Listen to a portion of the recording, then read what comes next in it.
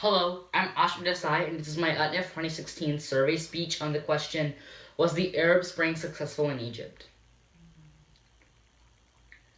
Careem, a Middle Eastern car rental company, essentially an equivalent of Uber, has one big claim to fame in the Middle East.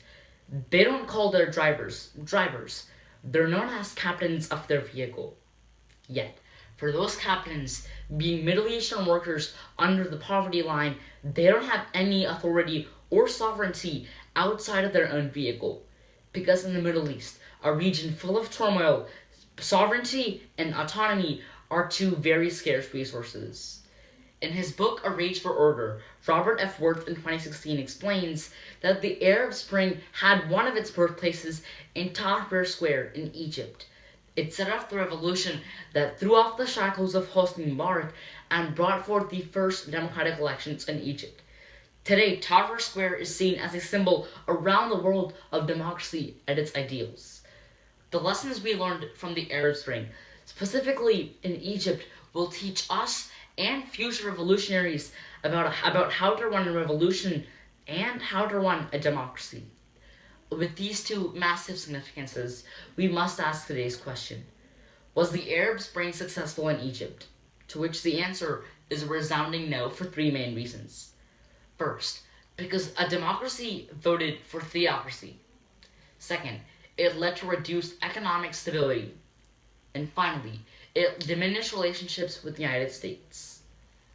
When voters elect a dictator, it's extremely hard for democracy to come back. And that's why the first reason why the Arab Spring was unsuccessful in Egypt is because democratic elections got rid of democracy.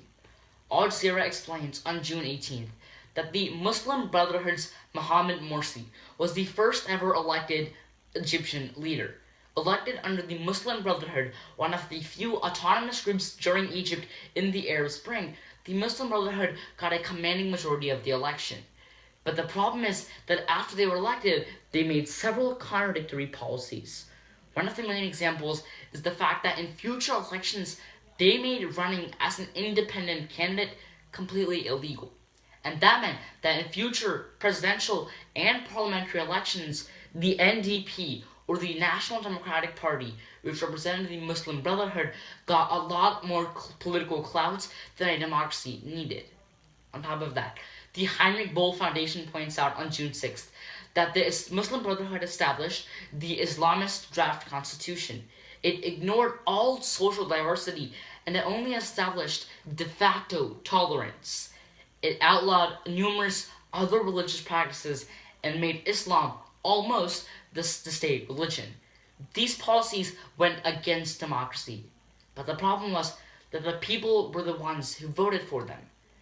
Because democracy voted democracy out of the door, we saw a few main impacts. Reduced democracy in Egypt meant that there were less rights and less freedoms, but that led towards more repression of the people and less flow of ideas around the world.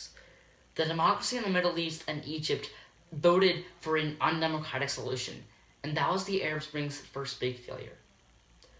When you have less jobs in the country, you're going to have more dissidents, and that means there's more violence against the government. And that was exactly the second reason why the Arab Spring failed in Egypt, because it enhanced economic volatility.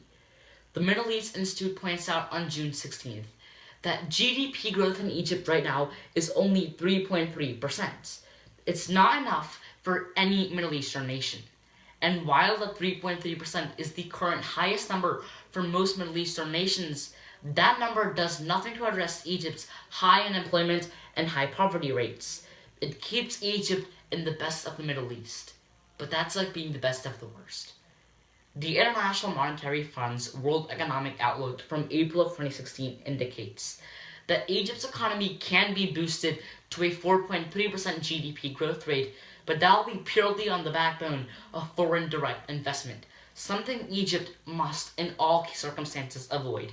By having the Egyptian economy reliant on foreign direct investments to get them away from subpar numbers, it would make them dependent on foreign assets.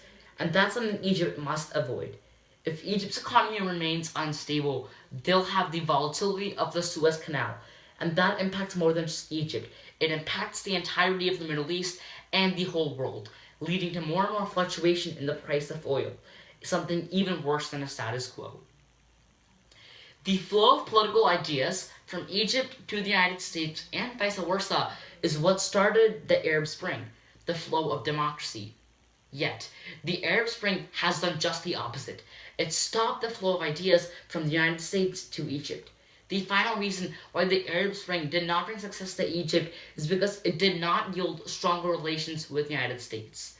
The Foreign Policy Initiative explains on June 17th that Abdel Fattah al-Sisi, the current military leader of Egypt, has supported the repression of Western citizens within Egypt. And on top of that, they have distanced the two countries, the United States and Egypt, diplomatically. The Brookings Institution explains on April 4th of this year that Egypt rejects any learning from the United States, be it militarily or accepting bilateral aid.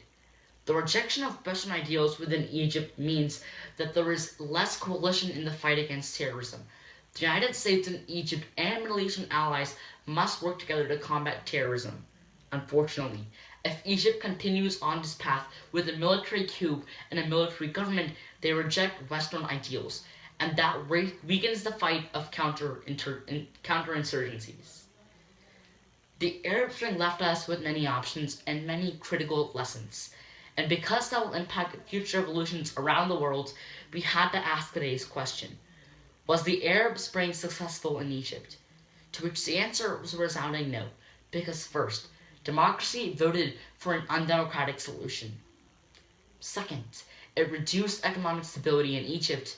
And finally, relationships between the United States and Egypt weakened. The Arab Spring was just the first of many tries. But if countries like Egypt and Syria want to see success, they might want to restart their engines. Thank you.